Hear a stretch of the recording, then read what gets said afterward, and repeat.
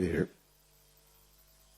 ஆனால் நான் பெயரை சொல்லி அந்த பெயருக்கு ஒரு களங்கத்தை ஏற்படுத்த நான் விரும்பவில்லை.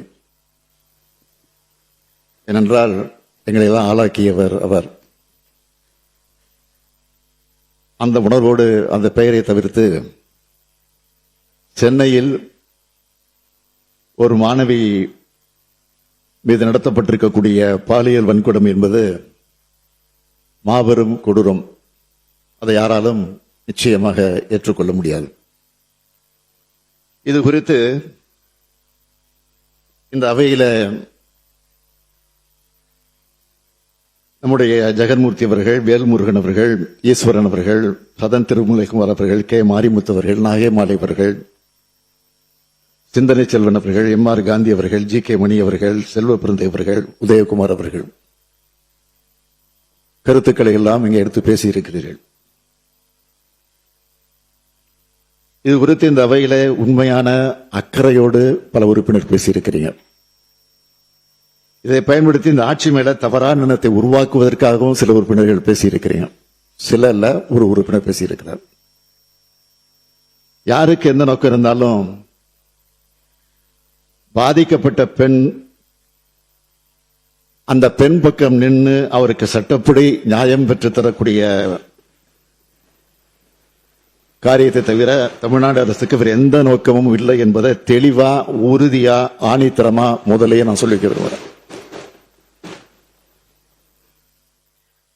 குற்றம் நடந்த பிறகு ஒருவேளை குற்றவாளியை உடனடியாக கைது செய்யாம விட்டு இருந்தா அல்லது குற்றவாளியை காப்பாற்ற முடிவு செஞ்சிருந்தாலோ அரசை நீங்கள் குறை சொல்லலாம்.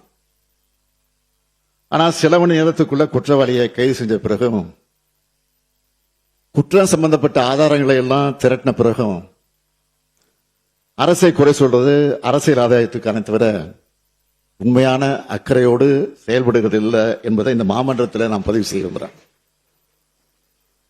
மாண்புமிகு பேரவைத் தலைவர் அவர்களே, 24/12/2024 அன்று பிற்பகல் சென்னை மாணவி ஒருவர் கொடுத்த புகாரின் அடிப்படையில் கோட்டூர்புரம் அனைத்து மகளிர் காவல் நிலையத்தில் உடனடியாக வழக்கு பதிவு செய்யப்பட்டுச்சு. உடனடியாக தீவிர விசாரணை மேற்கொள்ளப்பட்டுச்சு. மறுநாள் காலையிலே இந்த சம்பவத்தில் ஈடுபட்ட குற்றவாளி ஞானசேகரன் காவல்துறையால் கைது செய்யப்பட்டார். இது காவல்துறை எடுத்த துரிதமான சரியான நடவடிக்கை. இருந்தாலும் எதிர்க்கட்சி என்ன குற்றச்சாட்டு சொல்றாங்க?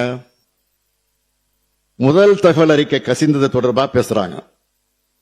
அதுக்கு காரணம் யாரு? ஒன்றிய அரசின் கீழ் செயல்படுகிற என்ஐசி, நேஷனல் இன்ஃபர்மேட்டிக்ஸ் சென்டர், தேசிய தகவல் மையம். அது நம்ம காவல்துறையால் உடனடியாக சுட்டிக்காட்டப்பட்டு அதற்கு பின்னால் அந்த தொழில்நுட்ப கோளாறும் சரி செய்யப்பட்டிருக்கிறது. அது தொடர்பாக அந்த அமைப்பும் நிறுவனமும் விளக்கம் கொடுத்து கடிதமும் எழுதியிருக்கிறாங்க. என்எஸ்சியில இருந்து கடிதமும் எழுதியிருக்கிறாங்க. அடுத்து பாதுகாப்பு இல்லை, கேமரா இல்லை, 19 ரூபா சொல்ற குற்றச்சாட்டும் உண்மை இல்லை. சம்பவம் நடந்த வளாகத்தில் சுத்தி இருக்கக்கூடிய பகுதிகளில் இருந்த கண்காணிப்பு கேமராக்கள் உதவியோடு தான் குற்றவாளி அடையாளம் காணப்பட்டு கைது செய்யப்பட்டிருக்கிறார். மூன்றாவது குற்றச்சாட்டு, முதல் தகவல் அறிக்கை வெளியானதை வச்சுட்டு யார் அந்த சார் அப்படின்னு கேட்கிறீங்க. மாண்புமிகு உயர்நீதிமன்ற உத்தரவுப்படி நியமிக்கப்பட்ட சிறப்பு புலனாய்வு குழு தான் இப்ப இந்த புகாரை விசாரிக்கிறாங்க. கைது செய்யப்பட்ட குற்றவாளி குண்டர் சட்டத்தின் கீழ் சிறையில் அடைக்கப்பட்டிருக்கிறார். இந்த புலன் விசாரணையில வேற யாராவது குற்றவாளி இருக்காங்களான்னு தெரிய வந்தா, அது யாரா இருந்தாலும் சரி, மீண்டும் மீண்டும் சொல்றேன், அது யாரா இருந்தாலும் சரி, அவங்க மேல தயவு தாட்சணமே இல்லாம காவல்துறை கடுமையான நடவடிக்கை எடுக்கும். இதை இந்த அவைக்கு 100% உறுதியோடு நான் சொல்லிக் கொள்கிறேன். அதில் எந்த மாற்றம் கிடையாது. அது மட்டுமல்ல, இன்னும் முக்கியமானது, இந்த வழக்கில் விரைந்து விசாரணை மேற்கொண்டு 60 நாட்களுக்குள்ள குற்றப்பத்திரிகையும் தாக்கல் செய்யப்படும். அதோட சிறப்பு நீதிமன்றம் மூலம் இந்த வழக்கை விரைந்து விசாரிக்க அனைத்து முயற்சிகளையும் அரசு எடுத்து குற்றவாளிகளுக்கு உச்சபட்ச தண்டனை கிடைப்பதை உறுதி செய்யும் என்பதை இந்த அவைக்கு நான் மீண்டும் உறுதியோடு தெரிவித்துக் கொள்கிறேன். நான் எதிர்க்கட்சிகளை கேட்க விரும்புவது, யார் அந்த சார் அப்படின்னு சொல்லி குற்றம் சாட்டுறீங்க. உண்மையாக உங்ககிட்ட அதுக்கு ஆதாரம் இருந்தா உயர்நீதிமன்ற உத்தரவுப்படி அமைக்கப்பட்டிருக்கக்கூடிய அந்த சிறப்பு புலனாய்வு கட்டுக்கொண்டு கொடுங்க, அதை சொல்லுங்க. ஆதாரம் இருந்தா அதை யார் தடுக்க போறான்? அதை விட்டுட்டு ஒரு மாணவி சம்பந்தப்பட்ட சென்சிட்டிவான வழக்கில் வீண் விளம்பரத்துக்காக, குறுகிய அரசியல் லாபத்துக்காக மலிவான செயலை மீண்டும் மீண்டும் ஈடுபட வேண்டாம் என உங்ககிட்ட நான் கேட்டுக்கிறேன். இந்த அரசை பொறுத்த வரைக்கும் பெண்களுக்கு எதிரான குற்றங்களை இரும்பு கரம் கொண்டு அடக்கும். இந்த ஒரு சம்பவத்தை வச்சு பெண்களுக்கு பாதுகாப்பே இல்லாம இருக்கிறது போல ஒரு சதி தோற்றத்தை உருவாக்க பல முயற்சி செய்யறாங்க.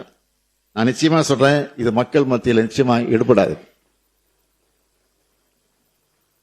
ஏன்னா நமது அரசு வந்ததுல இருந்து பார்த்திருக்கீங்க, பெண்கள் பாதுகாப்புக்கு எவ்வளவு முக்கியத்துவம் கொடுக்கிறோம், பெண்கள் எதிரான குற்றங்களை எவ்வளவு நடவடிக்கை எடுத்திருக்கிறோம் என்பது தமிழ்நாட்டு மக்களுக்கு நல்லா தெரியும். குறிப்பா பெண்களுக்கு எதிரான வழக்கில் 86 விழுக்காட்டுக்கு மேல 60 நாட்களுக்குள்ள குற்றப்பத்திரிகை தாக்கல் செய்யப்பட்டிருக்கு. பள்ளிகள், கல்லூரிகள், பொது இடங்கள்ல பெண்கள் பாதுகாப்பு பத்தி 2,39,000க்கும் மேற்பட்ட விழிப்புணர்வு நிகழ்ச்சிகளை நடத்தி இருக்கிறோம். சத்யா என்ற பெண்ணை ரயில் முன்ன தள்ளி விட்டு கொலை செஞ்ச வழக்கில் மிக குறுகிய காலத்தில் உச்சபட்ச தண்டனையா தூக்கு தண்டனை பெற்றுக் கொடுத்திருப்பது இந்த அரசு தான். பெண்கள் மற்றும் குழந்தைகள் மீதான குற்றங்களுக்கு எதிராக இந்த அரசு எடுத்து ஒரு நடவடிக்கைகளை பாராட்ட மனம் இல்லைனாலும் பரவாயில்ல, வீண்படியை சுமத்தாமல் இருந்தா அதுவே போதும்.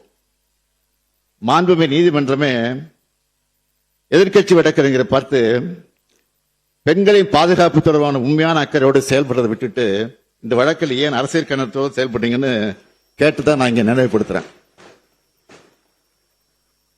நீதிமன்ற அறிவுரையை பின்பற்றி வீண் அரசியலை தவிர்த்தால பெண்களுக்கு பாதுகாப்பு கொடுப்பதற்கு பேருதவியா இருக்கும்னு தெரிவிச்சுக்க விரும்புறேன்.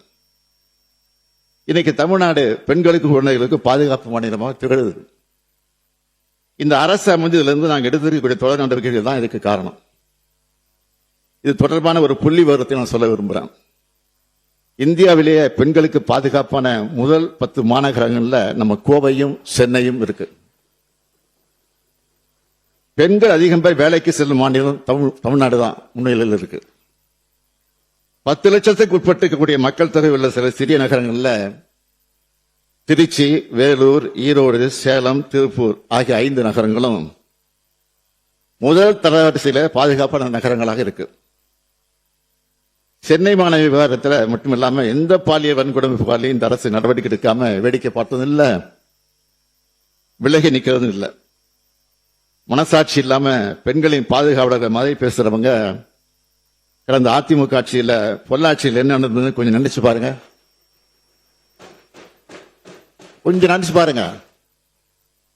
பொள்ளாச்சியில் நடந்தது ஒரு பெண் சம்பந்தப்பட்ட பாலியல் குற்றம் இல்ல, தொடர்ச்சியா பல பெண்களுக்கு பாலியல் வன்கொடுமை 2 வருஷமா நடந்திருக்கு. ஒரு கும்பல் செஞ்சுட்டு வந்திருக்கு. அன்றைய அதிமுக ஆட்சி எந்த நடவடிக்கை எடுக்கல. சிபிஐ கிட்ட இந்த வழக்கு போன பிறகுதான் உண்மையெல்லாம் வெளிச்சத்துக்கு வந்துச்சு.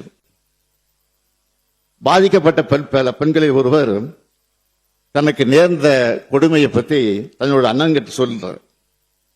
பிரச்சனைக்குரிய 4 பேரையும் அவரே பிடிச்சு கொண்டு வந்து பொள்ளாச்சி டவுன் காவல் நிலையத்தை ஒப்படைக்கிறார். பாலியல் தொல்லை, ஆபாசமா படம் எடுத்தல், செயின் பறிப்புன்னு புகார் கடிதம் தர்றார்.